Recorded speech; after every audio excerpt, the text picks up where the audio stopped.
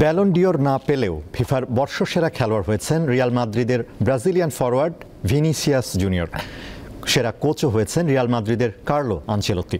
বছরের সেরা গোলরক্ষক আর্জেন্টিনার এমিলিয়েনো মার্টিনেজ আর সেরা নারী খেলোয়াড় হয়েছেন বার্সেলোনার আইতানা বনমাতি। ব্যালন ডিওর ঘোষণার আগেও ফাঁস হয়ে যায় রিয়াল মাদ্রিদের ব্রাজিলিয়ান ফরওয়ার্ড ভিনিসিয়াসের জয়ের খবর, তবে পরে তা ভুল প্রমাণিত হয়। এবারও তেমনই তথ্য ফাঁস হওয়ায় শঙ্কাটা ছিলই। আগেরবার সময় মতো খোঁজ খবর নিয়েই প্যারিস যাওয়ার পরিকল্পনা বাদ দেয় পুরো রিয়াল মাদ্রিদ দল। এবার তারা সেখানে উপছেন পুরস্কারটি। ফিফা সভাপতি জিয়ানি ইনফান্তিনো ট্রফিটি তুলে দেন রিয়াল মাদ্রিদ উইঙ্গারকে।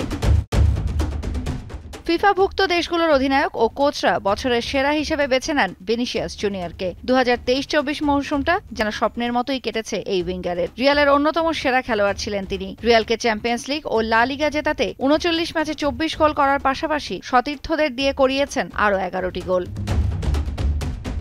1991 সালে ফিফার এই বর্ষসেরা পুরস্কার চালু হওয়ার পর ষষ্ঠ, আর 2007 সালে কাকার পর প্রথম ব্রাজিলিয়ান হিসেবে পুরস্কারটি জিতলেন ভিনি।